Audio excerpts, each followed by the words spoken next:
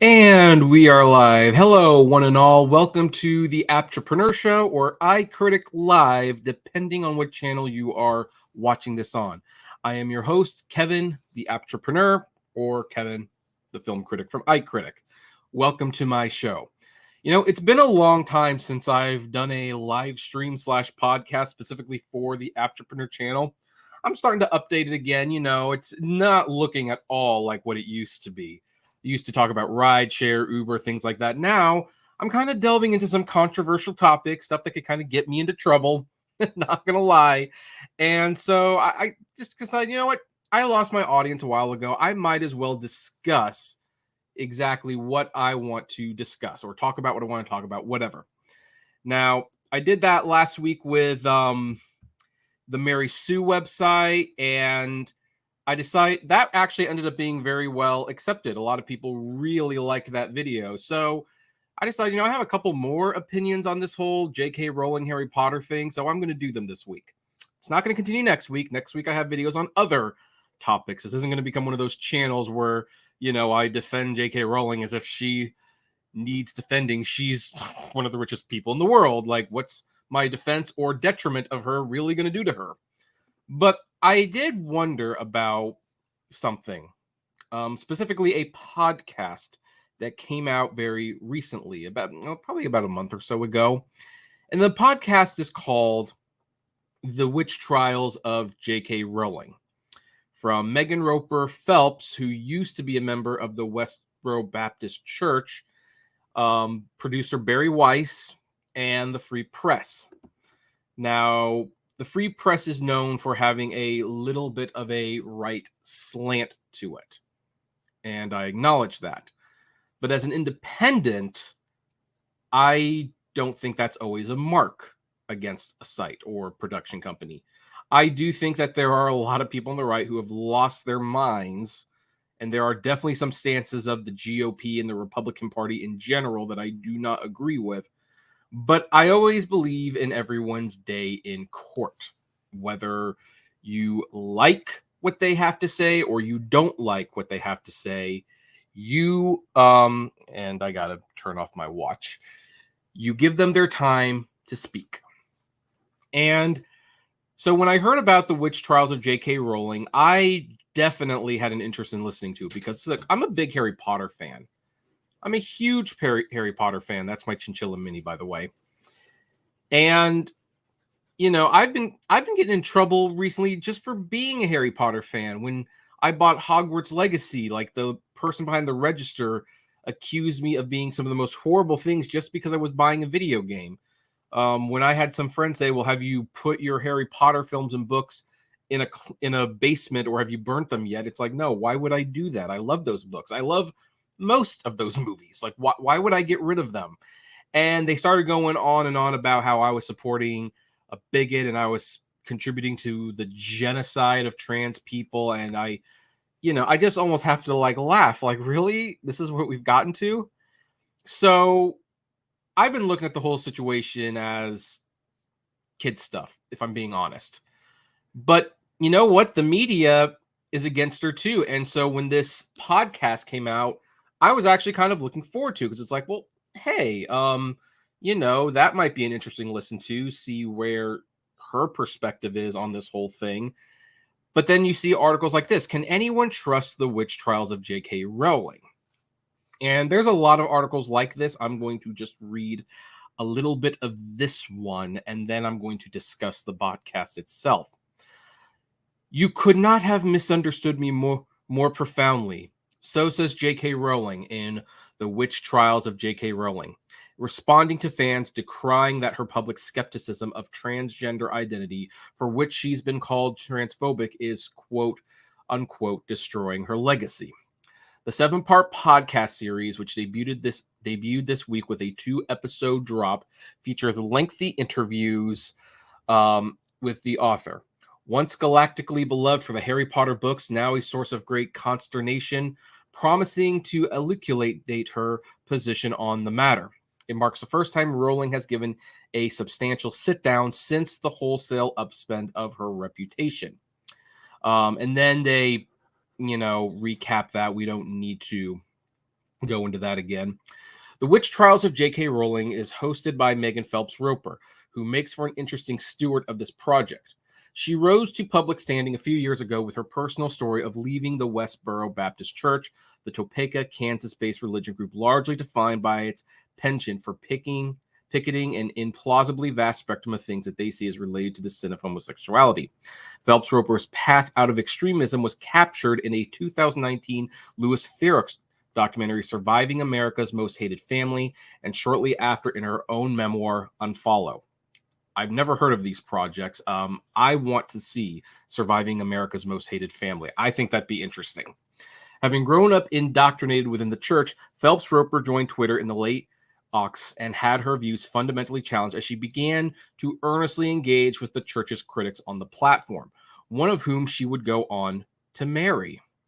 A pillar of her tale is the possibility of coming together and having a change of mind, even of one so virulently militant and previously fixed in a hateful world view. So I'm glad the writer acknowledges that discussion really is something that could be positive. And so, that reminds me, there they are. Sorry, folks. Like, why is my eyes hurting? It's like, oh, because I don't have these on. That's why. And so is this philosophy of hope that Phelps Roper brings to the Witch Trials of J.K. Rowling, which, it should be noted, is being released by the Free Press founded by Barry Weiss. More on that later. The series purportedly seeks to engage with the Rowling controversy as comprehensively as possible. On the one hand, by understanding where Rowling is coming from based on the extensive interviews she's granted to the show, and on the other hand, by working to understand where everyone else is coming from through what Phelps Roper has said are interviews she's been conducting with people, quote, on all sides of the conflict, unquote, over the past year. She lists these various sides in an essay introducing the project. Trans adults, teens, clinicians and advocates, historians, reporters, authors, Christians who boycotted Potter in the 1990s, doctors, lawyers, and even experts on witch trials. Phelps Roper lays out her intent in that essay. I remain a believer in the power of conversation, she writes. The ones I had for this series challenged my assumptions and showed me that this conflict is even more complex than I had imagined. I don't pretend to have answers to the deep questions at the heart of this series, but I'm more persuaded than ever that talking and listening will help us find the path forward. A podcast isn't conversation, however. By virtue of its authoritarian construction, a podcast or a memoir or a documentary is an argument. And in this case, it's impossible to separate the argument the show is trying to make from how it's gone about making it. And this is where the author's starting to lose me a little bit. The Witch Trials of J.K. Rowling kicks off with a biography of the author in shorthand. Notably, the first installment places significant emphasis on her experience as a survivor of an abusive relationship with a man, an aspect central to her worldview on transgender identity that she typically frames as being protective of spaces meant for women. The second episode considers Rowling as a target of witch trials, the first time as the author of work targeted by fundamentalist Christians who had, at various points during her titanic rise to fame, called for bans and in some cases conducted burnings of the Harry Potter book series. In these early innings, the podcast shows a distinct deference to Rowling. A sense of righteousness is not incompatible with doing terrible things, says Rowling in the second episode. What I try to show in the Potter books and what I strongly believe in myself, we should mistrust ourselves most when we are certain. In my worldview, conscience speaks in a very small and inconvenient voice. It's normally saying to you, think again, look more deeply, consider this. Her voice lingers, the sound design lending her words weight and gravity. She's neither pushed nor made to reflect on whether she's been living up to her own worldview. That Rowling's perspective is so utterly dominates the podcast opening stages is incredibly frustrating. She may well be the main reason most would pick up the podcast in the first place, but that should be all the more incentive to get to the purported multi-perspective heart of the project as quickly as possible. Instead, the Witch Trials of J.K. Rowling displays little urgency in engaging with the perspective of trans people or even complicating the authority of Rowling's narrative at all. rich territory given the fact that the author has wielded disproportionate legal pressure against the speech of some critics. That is true, but I mean, in all fairness, she did it to a guy who was claiming she was just like the bad guys in World War II, and she basically asked him to stop, and he said, "Sue me," and so she did, because you still can't make slanderous statements like that, especially if you don't have any evidence to back it up. I just want to mention that. I mean, there is a link here, but I think that some people misunderstand that situation. Worse still is how it's not hard at all to get a whiff of a certain kind of both sides equivocation. With the recurring motive of witch trials, Phelps Roper constructs a framework that equates the book burning among Christian fundamentalists with the fact that some former fans are angry about Rowling's transgender views, treating them both as illegitimate responses of the same nature. Well, in my opinion, they are. You don't call for bannings of books, especially since the Harry Potter books don't have much of her worldviews in them. I mean, they do, but they're fantasy books. I mean, come on. Even if in later episodes, the show does circle back to meaningfully engaging with the trans community's anger at Rowling, it is already stacking the deck in Rowling's favor. It becomes apparent then that the witch trials of J.K. Rowling is operating less as an interlocutor than as a translator. What it seems to be seeking is not a better understanding of Rowling in relation to her critics, but a clear sense of Rowling in relation to her own argument.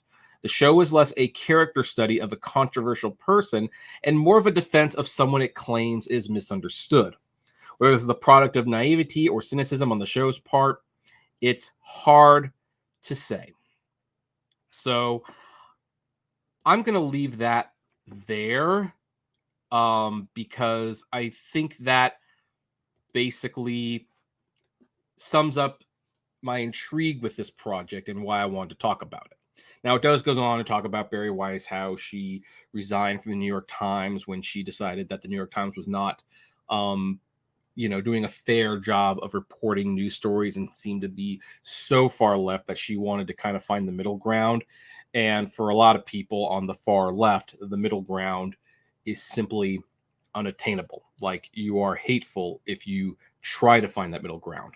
In all fairness, the extreme right is also this way.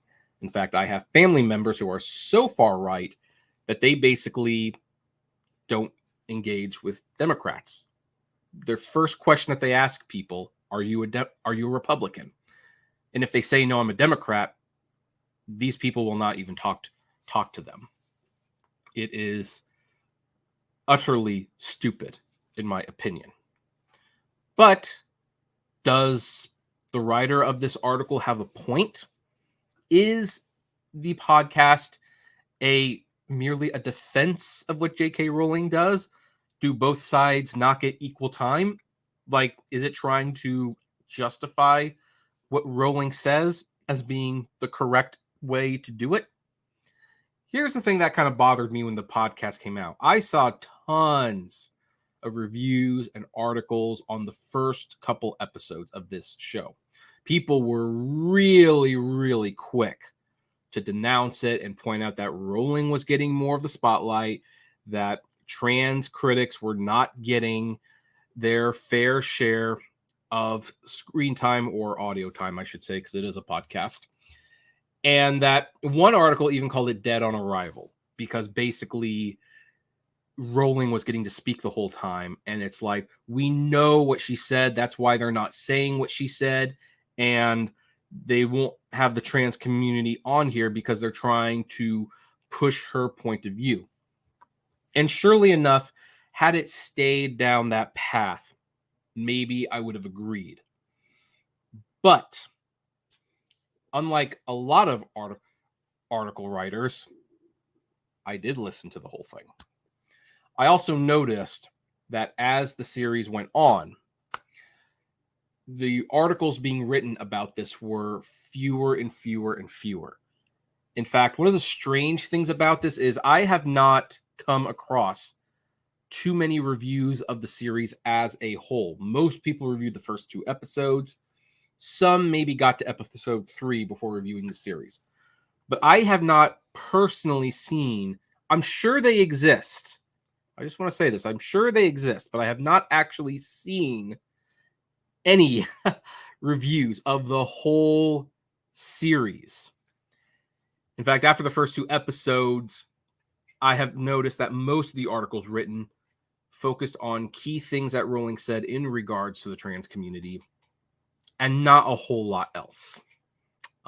Sometimes these articles scoffed at what she said. Some articles just put what she said because they figured that's the only thing people cared about.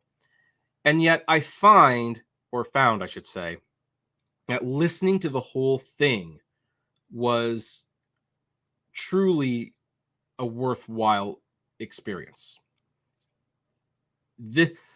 I am going to state right now, because I know that there is a question that has been posed on this, live stream. Is The Witch Trials of J.K. Rowling journalism, or is it propaganda? Early on, many people were going with it's propaganda. And had I just based my whole point of view on the first 2 episodes, I don't know if I would agree with that, but it definitely seemed to be heading in that direction. But here's the thing. I've listened to a fair amount of podcasts, especially serialized ones, most notably Serial. And I find it interesting that a lot of people reviewed the first 2 episodes, because I also knew when I first heard this podcast exactly what was going on. They were building a case and telling a story. So yeah, there are certain aspects to this controversy that some people just want to jump right into. But Megan Phelps Roper, she was a lot smarter than that. She knows that, no, you have to tell the whole story. So the first couple episodes did focus on Rowling, her past, what kind of woman she is, and circumstances that led to her becoming that woman. And that was interesting. I know a lot of her critics don't want that to go on because, hey, you're not getting to the meat. Like this, we want you to share what she said. Then people will get upset with her like we are. But would they, though? You see, around episode 3 and 4, they start sharing what she said. And the thing is, when you read what she said and the response that she got, it really is almost eye-opening. Like, really, all of this hostility was about that. I mean, saying that women menstruate, and that when she got offended when this idea that, pregnant women be called birthing people, and she made a joke at it. This was the big thing that set off the storm. Okay. Then the show goes on to her editorial. And it doesn't read the whole thing, not like I do sometimes on this channel, but it did share several key things. And again, the arguments are not unreasonable.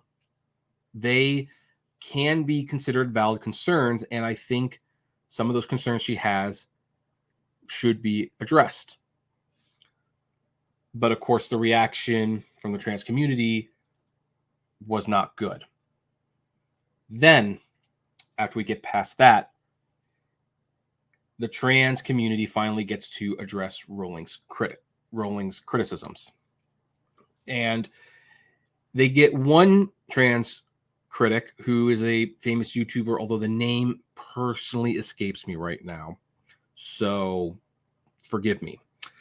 And then they talked to another trans boy who transitioned before the age of 18, which is one of Rowling's biggest concerns. They both express their disappointment in Rowling. They express how her comments made them feel and why they feel her platform is not being used in the best way. And you know what? They make some good points. They really do. Particularly the trans boy who, when asked, should children be transitioning before they turn 18, he says, that's a really good question. I don't really know, but here's the thing. I felt like this for years, and I feel blessed to have had a good supporting family system and medical doctors who were able to walk me through the short-term, the long-term consequences, what would need to happen, and they were super helpful, and I had decided that this is what I wanted to do. And these people absolutely make a case that maybe Rowling is overreacting a little bit, that maybe Rowling shouldn't be as dismissive of what is going on. Truthfully, I think the only thing that would have made it better is if these people could have actually been in the same room as Rowling and they could have talked. At the same time, Rowling gets to answer some of her critics in a much more directive way. She is asked, and I think this was like probably one of the best things, where Phelps Roper, and my nose is itchy, I'm sorry, folks, asks Rowling, like, your books show kids who are defiant against authority figures and go up against the adults because the adults don't always know what's best and they make the decisions. What do you say to people who say that you betray those themes in your books? And Rowling had a great answer. She said, those are fantasy books. This is real life. Which, it's such a simple statement, but it makes a lot of sense when people say, well, this book is this and this book is that, and you see people doing this in this book. It's like, yeah, they're fantasy books. They're fantasy books. And we get to explore ideas in fantasy books. It doesn't mean that they're necessarily going to work in real life. I mean, on one level, let's take Pokemon for an example. Pokemon is a fantasy game, anime, you've probably heard of it. And the concept of Pokemon is that kids, not adults, mind you, kids leave home, they go and they capture monsters, they fight other monsters and collect money in pretty much illegal gambling schemes. I mean, it seems like, cockfighting is legal in the world of Pokemon because that's how you make your money. You go to other people with Pokemon, you fight them, and when they lose, they pay you a sum of money. That's just when you really break it down, you do wonder, like, man, I watched this as a kid, and I still like that Pokemon, don't get me wrong. But here's the thing. Pokemon is a fantasy. Are Pokemon fans literally sitting there and saying that because they watch and play Pokemon that mom and dad should listen to their whims and let them roam the world and catch squirrels and chickens and get into cockfights for money? I mean, no, it is clear it's not real. It's make-believe. And you'd be crazy to think that this is how you should be allowed to live your life. And so that, considering how many people bring up that Harry Potter is about, freedom and kids making their own choices and doing what they want, damn the parents or the adults in the room. I think the response of this is a fantasy book is absolutely true. You also have to keep in mind that Harry Potter didn't exactly have great mother and father figures. And you definitely see positive parental role models in the Weasleys, and they don't let their kids get away with murder, and you see what happens when Dudley is basically allowed to get whatever he wants. He becomes like a fat little piggy, at one point even literally with a tail. So I thought that was like a really, really good point to make. I also like how she comments that she just does not agree with burning books in general. Like, she says, I would never advocate for the burning of a book, even if I absolutely despised the content in that book. I just would never do it. You do not want to be burning ideas.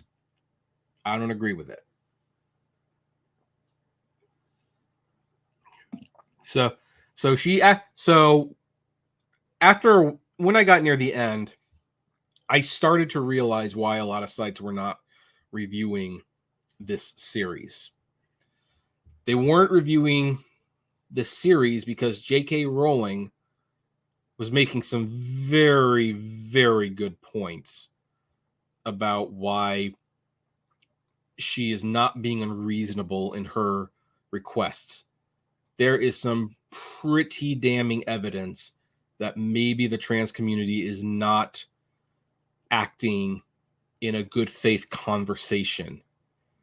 And in fact, really, the witch trials of J.K. Rowling is about freedom of speech and how people are so threatened by other people's points of view that they would rather destroy their stuff and try to deplatform them than engage.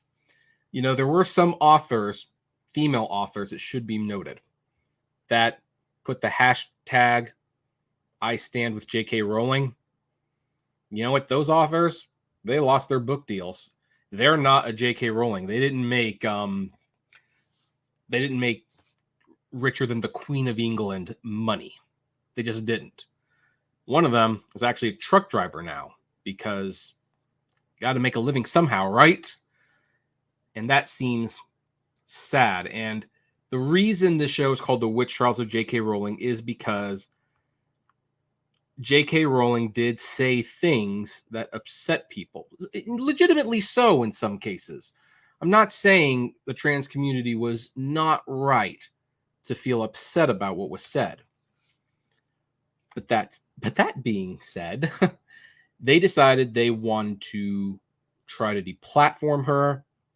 They wanted to burn her books. They wanted the new video game to not be successful. Oh my gosh, did they want Hogwarts Legacy to just tank in the sales?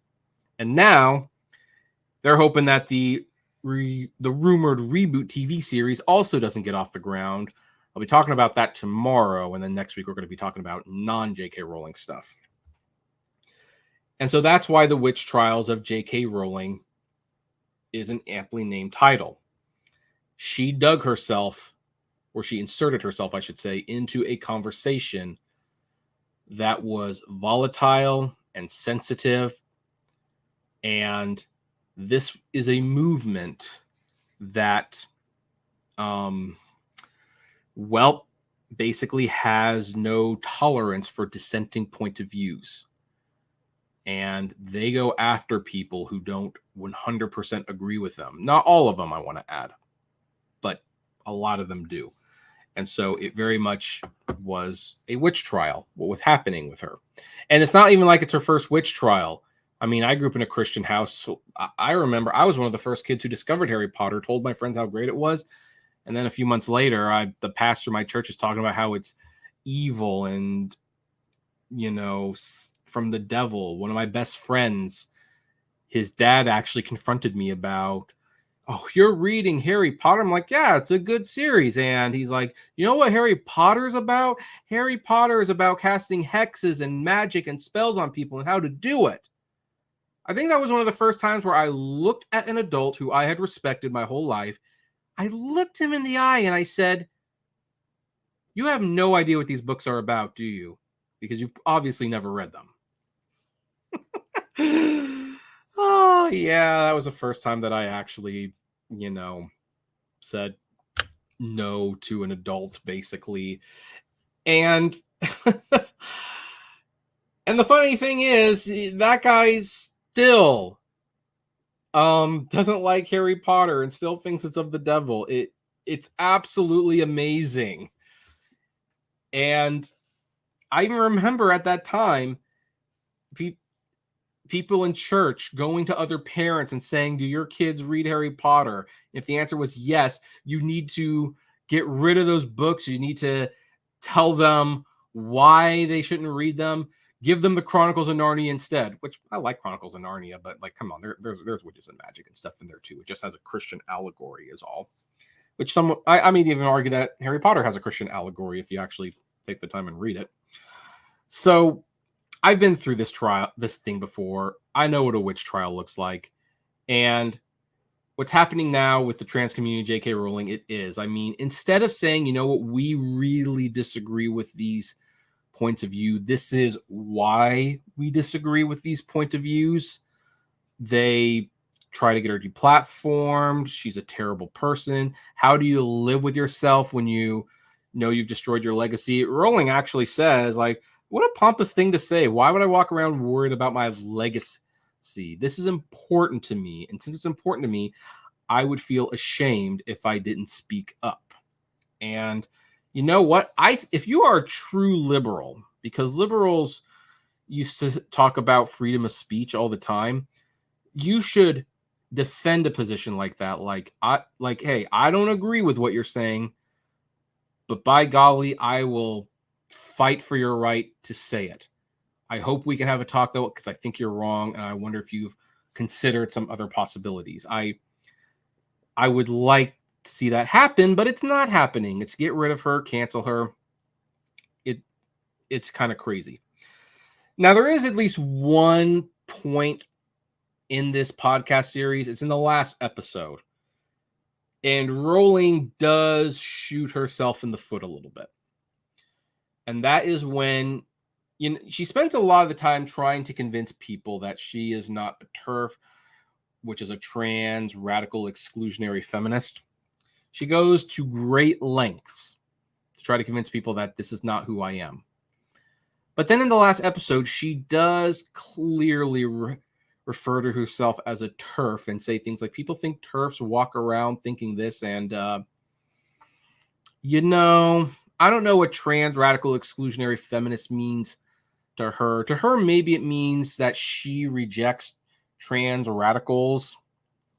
Maybe, I don't know, but I could see that point basically being latched onto by people who don't agree with her and saying, see, she's a TERF. She actually admitted and calls herself gladly that she's a TERF.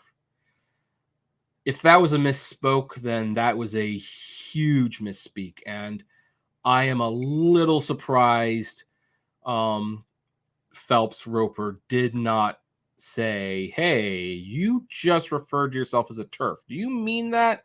Like, do you officially align with the TERF movement? And if so, why?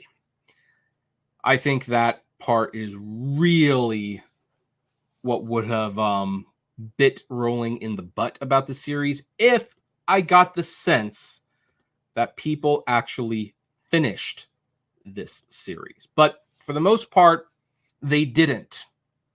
They did not finish it. I think most people made up their minds early on. In fact, worse, I think some people felt like they were actually starting to sympathize with her and they didn't want to sympathize with her. So therefore, they decided just not to engage with it. Now, let me pull something up if I can find it. I do know that I do know that this is what was said, and okay, I found it. And we're going back to the Mary Sue because I really do not like this site. There is a part in the podcast that I knew would be controversial for her opponents. And that is where she basically compares her fans to Death Eaters.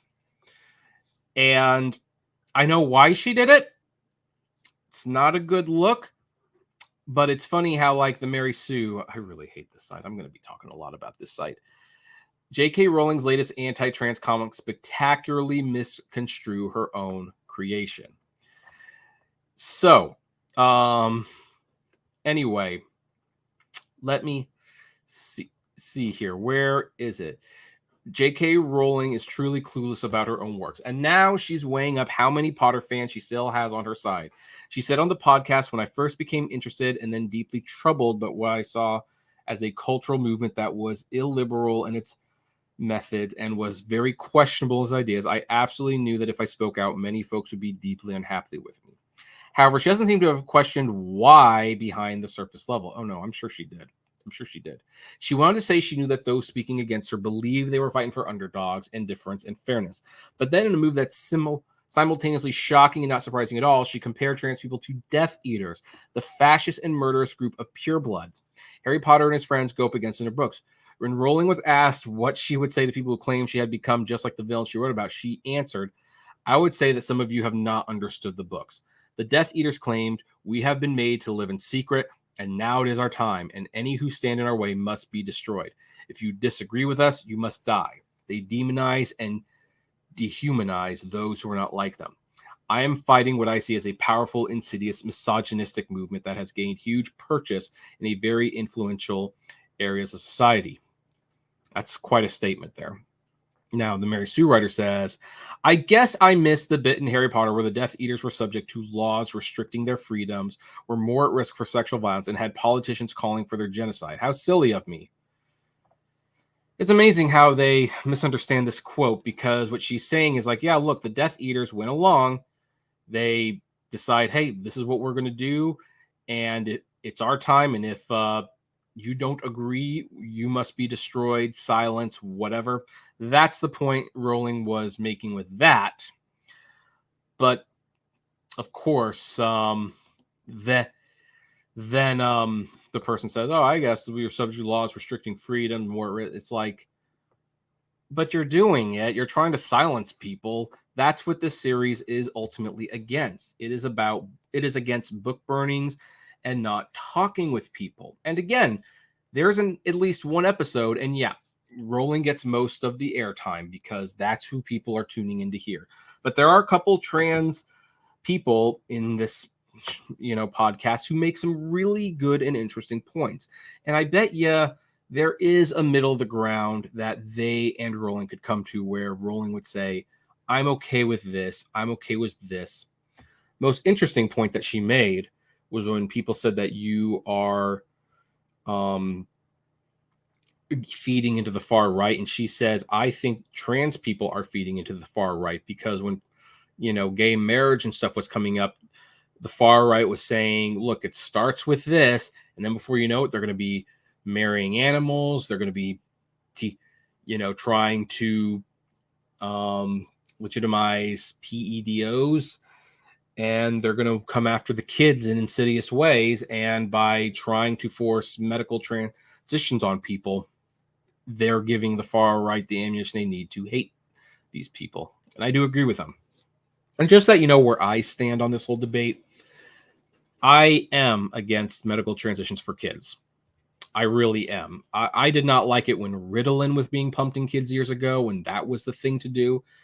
I am very against doing permanent life-altering surgeries for kids, unless for some reason it will medically save their lives. Now, there's too many detransition stories that scare me. But that being said, if you are an adult and you've really had time to think about this, and it's like, no, this is how we have to do it, I can't live any other way, then maybe the transitioning thing would definitely be beneficial. And if it could save your life, great. But I feel very uncomfortable doing these procedures to kids who honestly might just be going through puberty and not liking themselves very much at the moment. I was rewatching Dawson's Creek, and of course, it's very funny because everyone looks good in Dawson's Creek. But there's that scene where Jen is complimenting Joey on how great she looks, and Joey goes like, I thought you were more beautiful than me. And Jen's like, oh no, I mean, my face is shaped like a duck and my hip does this weird thing. But then none of us really like what we look like, do we? And it's kind of like, yeah, because that's a kid. You're still figuring out your place in the world. You're still going through some things. And so I just have issues with that. I mean, the fact that if we don't trust our kids to get a tattoo because it's permanent and you might not want it forever, we can't have them drink or, vote or things like that, then I don't know why we're letting a 4-year-old castrate themselves. But again, if you're an adult, do whatever the heck you want. I do not care. So that's my position on it. But of course, I'm willing to talk it out with people, and I might be wrong in some of these statements. I don't know. Rowling might be wrong. But I do agree with the overall message of this podcast that trying to silence the person, deplatform them, or cancel them is not the way to go. You listen, you respond. One of the things that J.K. Rowling said is book burning is what you do when you have no substance to your argument. So if there is true substance in the trans movement, and there definitely is some, then you will make your case with words and discussion, not with this person's idea is too dangerous to even hear, because that just doesn't work. Well, anyway, that's my thoughts on this. We only have one person in the live stream. That's fine. Thank you for watching, by the way. I didn't see any questions here, so we're going to wrap this up here. But after the fact, what do you think about all this? And what's your opinions? Remember, be nice and comment below. Like, favorite, share, subscribe. I will do one more J.K. Rowling video tomorrow. And then I've got some other topics I want to talk about next week. So anyway, be kind to everyone and take care. Have a good one.